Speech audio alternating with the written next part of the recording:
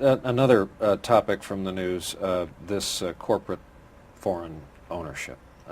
We talked about it at the debate last night.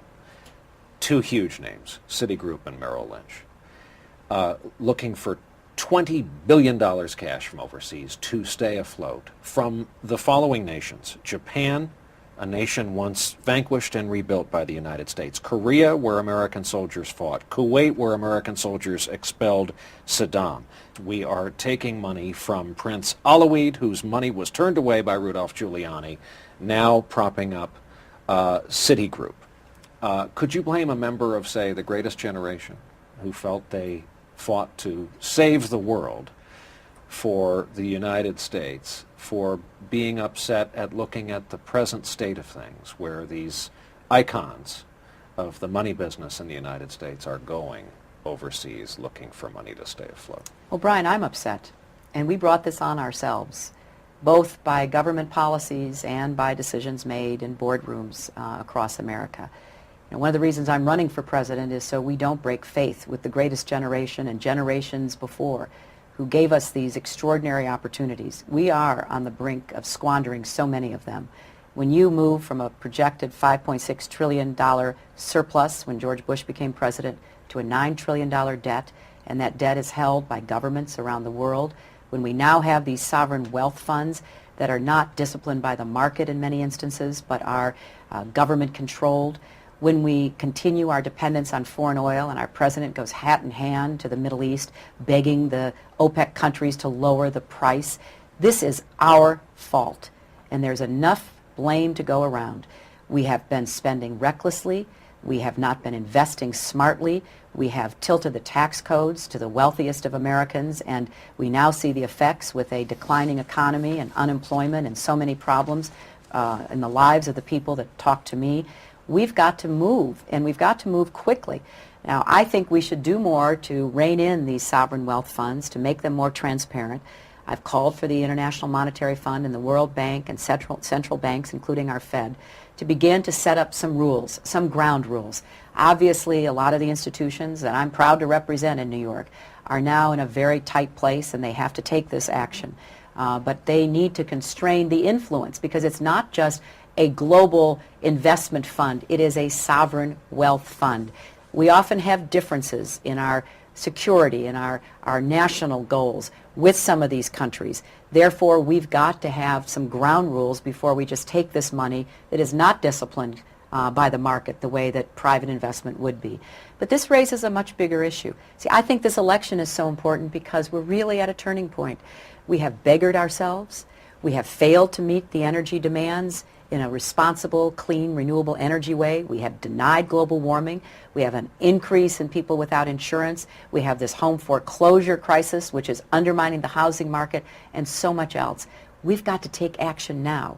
I've outlined a plan. I hope that the president will begin working with the Congress, but that's just the beginning. We need short-term, medium-term, and long-term changes in how we address the position we're in right now as a country. A colleague of yours in the Senate, Joe Lieberman, is campaigning with a Republican colleague of yours, John McCain. Should Joe Lieberman still be a member of the Democratic Party? Should he be able to run a committee under the Democratic banner? Well, Joe is an independent Democrat, and as an independent Democrat, he certainly decides who he's going to support, but he caucuses with us, he votes with us, I certainly believe that that's important. We continue that. Talk about immigration in light of one case up in Reno. Federal agents raided a few establishments. 55 arrests were made. Some of them fast food places. They came in and found illegal workers. Is that that kind of piecemeal approach, these raids? Is that the way to go about it? No, it's not. We need comprehensive immigration reform. We need to do everything we've been talking about to tighten border security. I have voted for more technology, more personnel. I have voted for physical barriers because we've got to get control over our borders. We do have to crack down on employers. People wouldn't come here if they didn't have a job waiting for them. We need to provide more help to communities like Reno and others that end up paying for health care, education, law enforcement. I want to do more with our neighbors to the south to see if we can't help them create more jobs so that people can actually stay at home and have a better economic future. And then we've got to deal with what is 12 to 14 million people here illegally. And I hear the voices on the Republican side. I hear them in the broadcast media calling for deportation, round them up. And whenever I hear that, Brian, I say, fine, you tell me how we will do that. It would take tens of thousands of federal law enforcement officials, not just with occasional raids, but literally going door to door into our homes, into our businesses, looking for people who are here illegally. It would take more than $200 billion to fund that kind of intrusive, privacy shredding event that I think Americans would never stand for.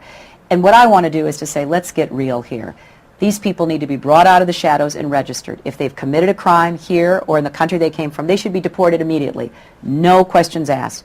If, however, the vast majority who have worked hard, their kids are in school here, if they wish to have a path to legalization, they've got to meet some tough conditions. They do have to pay a fine because they came here illegally. They did break the law. They have to pay back taxes. It might take years, but they've got to make amends there. They have to begin to try to learn English, and we've got to do more to help them to try to learn English. I actually had a piece of legislation with the Republican senator from Nevada, Senator Ensign, where we're trying to do more to help people in the workplace learn English. Then they have to wait in line behind everybody who's here and coming legally. And over the course of 10, 12 years, they will be able to earn legalization. But once they are registered and once they sign on to these conditions we have imposed, they will become legal so that employers will not be able to exploit them or, frankly, undercut the market and prevent Americans who are here legally from having these jobs.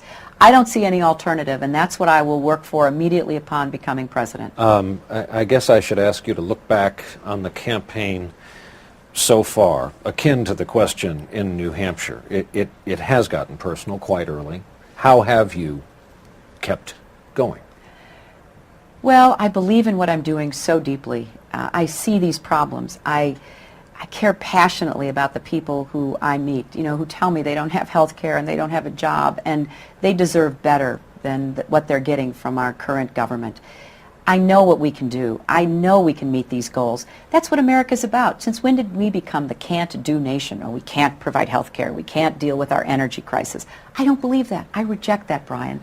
I came of age when we had our sights on the moon. When we were breaking down barriers, thanks to people like Dr. King, that prevented all of our country from living up to our own God-given potential. I want us to believe in ourselves again.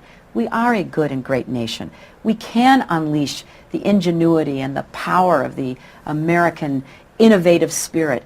And I can be the president who does that. I see so clearly how we can make the progress that needs to be America's birthright. That's our common purpose, making this progress, living by our values, restoring our leadership around the world. So, the nights are short, the days are long, but I'm always motivated because sometime during every day, somebody tells me, like they did in Nevada yesterday, thanks for starting the Children's Health Insurance Program. It really made all the difference to my boy. Thanks for, being on our side when it came to standing up against the White House and the Pentagon that wanted to take the signing bonuses away from wounded soldiers. See, I really measure what I do in terms of what difference it makes in somebody else's life. There's an endless opportunity to help people, so it doesn't matter to me how hard it gets. I think I'm doing it for the right reason. I think I can make a difference to my country, so I'm going to get up and keep going as long as it takes.